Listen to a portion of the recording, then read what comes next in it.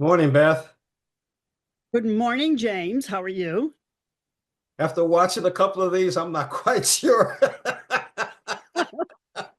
It's a nice break from murder, right? There's still a lot of crazy cases out there. You don't have to have a murder to have a good crime story. You got that right.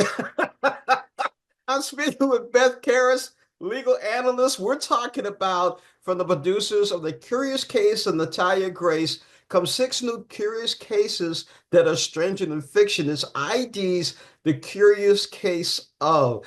I'm gonna let Beth tell us a little bit about it because the episode I saw had me like, are you kidding? Well, thank you, James, and good morning. This is a spin-off series from the Natalia Grace series, which was very successful and showed that there's an appetite for stories that don't have to involve murder. And we have found six sort of twisted, crazy stories around the country. One even has an international angle to it. That was our second episode that aired. And we have found that we can do a good, compelling story with these curious cases. Now, we still have two more to show. Four have aired. Two more are coming up Monday and then a week later. It's every Monday night at 10 o'clock Eastern, 9 Central.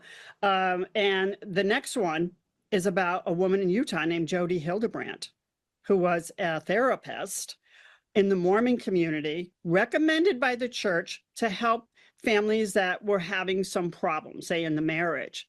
But she started, rather than sort of joining the families and working through their problems, she divided them by making the wives feel there was something wrong with their husbands if they had any sort of sexual appetite that even involved, I don't know, looking at porn now and then, or something that wasn't sort of real vanilla, shall we say. I don't want to get too graphic here, but she ended up developing a strange, very twisted relationship with one of these Mormon mothers, a vlogger, a mommy vlogger named Ruby Frankie.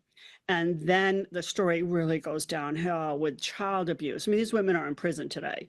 So it's an interesting, twisted look at what is almost cultish.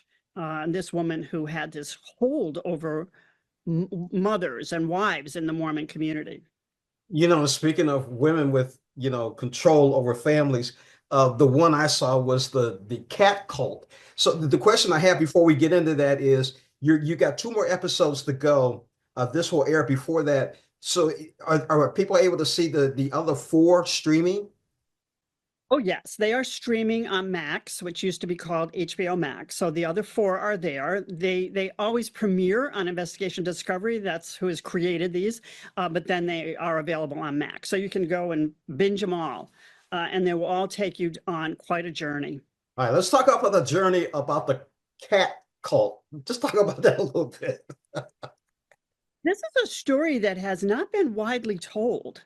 And there's a woman named Cheryl Ruthven who has developed quite a following. She is a self-proclaimed, sort of minister, leader of her Christian leader of her group, but she has made her followers believe, and she believes that cats are the way to the afterlife, that you really need to take in as many cats from shelters, whatever, take care of them before you take care of yourself, feed them, and house 30 cats in your home, because they are your vessel to the afterlife.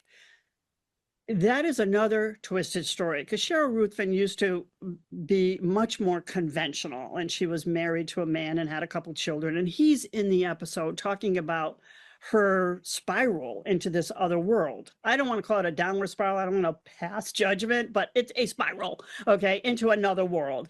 And so we have former members of this group who talk about their experiences.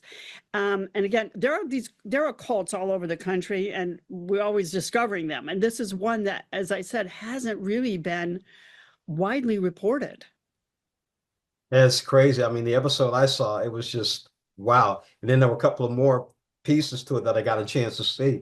You know what it reminded me of, Beth? About 20 plus years ago, when people were told, different groups said, well, you don't have to pay your mortgage. It's illegal. And then the other one talked about you don't have to pay your federal income tax. Right. Right. It's landed a lot of people in prison for not doing that intentionally, right? I mean, the government tries to have some sort of settlement and work it out civilly and not have to send people to prison for it. But some people just, uh, disregard the law and are very intentional about it. So yeah, I mean, people can be persuaded. It's crazy how people can be persuaded about certain beliefs. I mean, I don't know what it is, and some people are vulnerable and they just hook onto something and they just go down that rabbit hole. I mean, it happens all the time. It's fascinating. It is fascinating. I was going to ask about that, but you brought it up perfectly. I've been speaking with legal analyst Beth Karas. We were talking about IDs, the curious case of. You can find it on Max. 4 other episodes have already streamed, and they got 2 more to go. Beth, thank you for this curious and interesting series. It's amazing what some people will fall for. It was my pleasure, James. All right. Thanks, Beth.